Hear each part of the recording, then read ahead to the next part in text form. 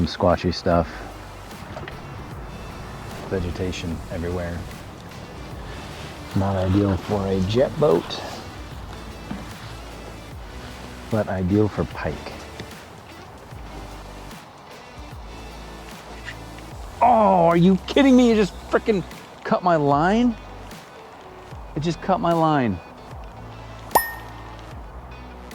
Oh, that is so frustrating. Do I have another bait caster? I do have a bait caster here. Oh my gosh.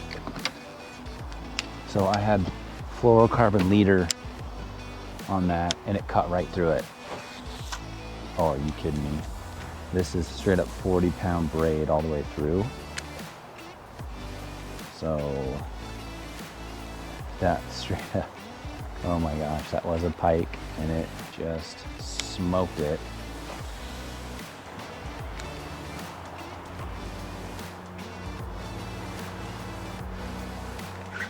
There we go. There we go. That's what I'm looking for. Oh, geez. Yep, nice pike. Oh, of course, I didn't get the net out. Why would I do that?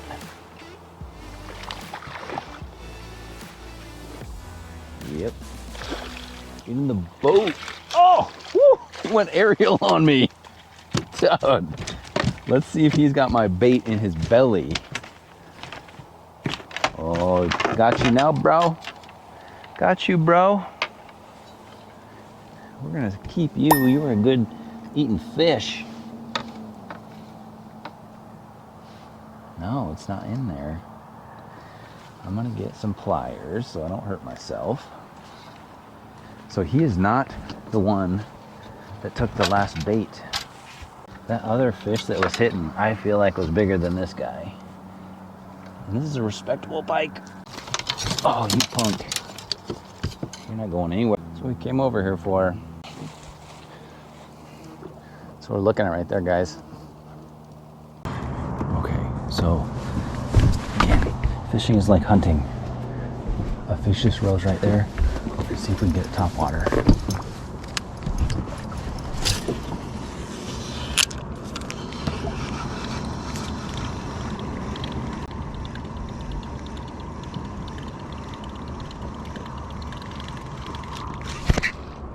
Boom, look at that. Spotted it, threw out the right bait, and slammed it. That's freaking awesome. Jeez Louise. Oh, just lost it right there. Just lost it. Whew, that gets the blood pumping. That is freaking awesome. It's, even if we didn't catch that, that is awesome. Oh, how did it hit?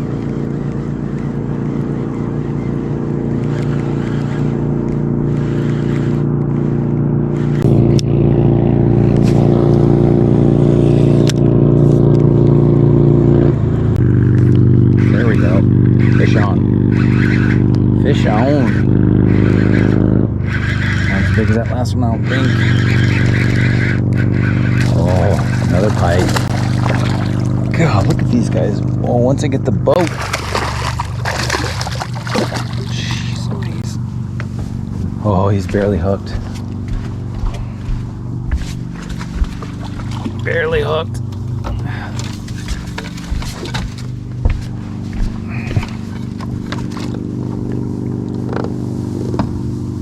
Oh, there we go. I get it. You're that.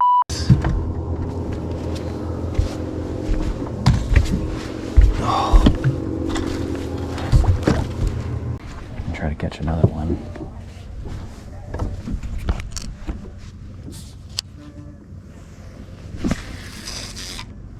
Oh, you know when like that line's going out and you can just feel it, kind of. You feel that there's a mess up in your bail. It's like something was jacked before I even started that situation.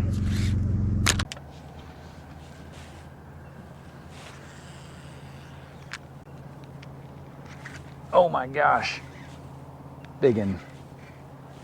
Oh, as soon as that hit the water, I just hope it doesn't break off. Macy, get the net for me. Jeez Louise, we needed that. It's a nice pike.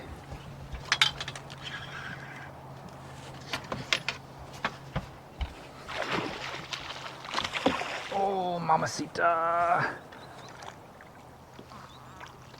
Oh. Whew. No, my son is gonna be upset. We're out here trying to get, of course the camera's all out of whack. We're out here trying to get my son a pike. Came out last night, struck out. Macy, you relax, girl. And then tonight, caught a nice one. This is gonna be dinner. Macy, leave it, no. Oh, they absolutely destroyed it. Go to sleep. Go to sleep. Let's just sleep. That's right. All right.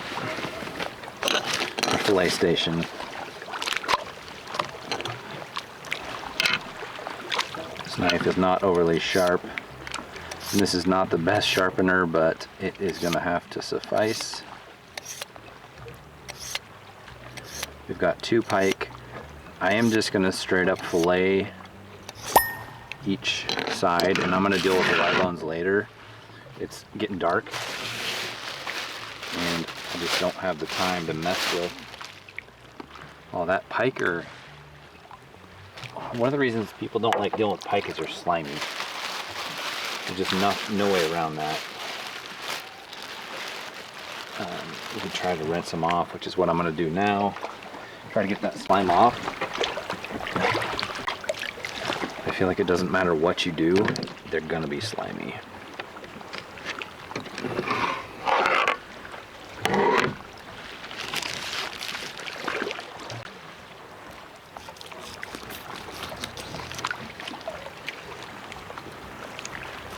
And pike are just like any other fish where, you know, if you fillet them, you just want to go on the top side of the backbone all the way down, and then eventually you go through it. Their bone structure is way different as far as like the Y bones, and there's this weird set of bones like halfway down.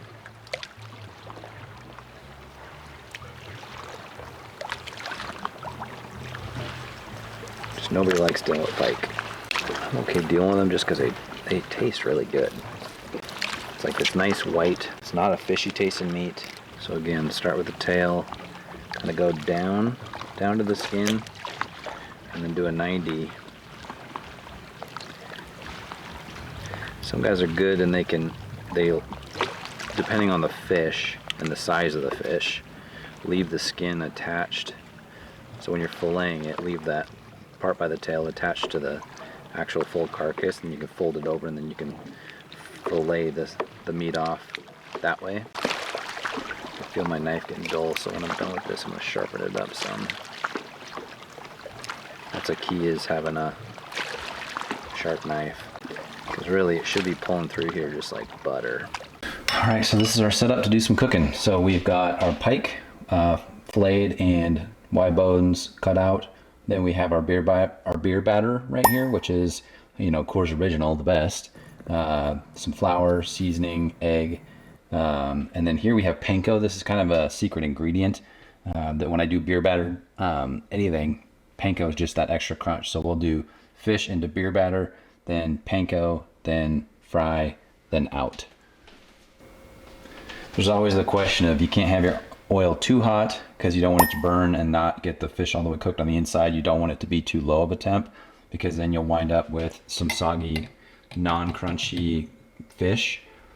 So what I will do is just, some people put water in here. I like to see, okay, how is it crisping up? What does that look like? And you want to start typically with your oil a little hotter, because what will happen is as you put fish in there, it's going to bring your oil temp down, which will kind of mess with things. So these pieces of fish are really not super thick. It wasn't a huge pike, but so I'm not super worried about them getting cooked all the way through. I know that's gonna happen. And really, and I keep my batter thin because I don't want a ton of batter because I'm gonna be dipping this in the panko. If you're just doing the beer battle side of things, I would keep it a little thicker. It gives some more volume. We're gonna artificially put some volume here with the panko.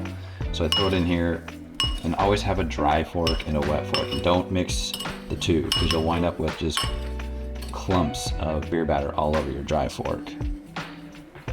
So that's what we do. This is kind of a tedious process. So you really have to enjoy cooking to do it this way.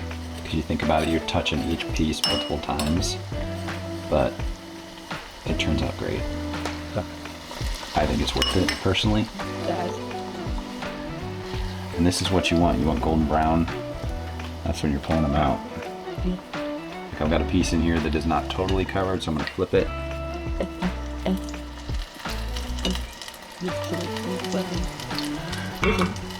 Just little nuggets of goodness. I'm personally a big fan of tartar sauce. So I make it myself, but sometimes tonight it's bachelor style. We're going with the beaver. And that's all you need.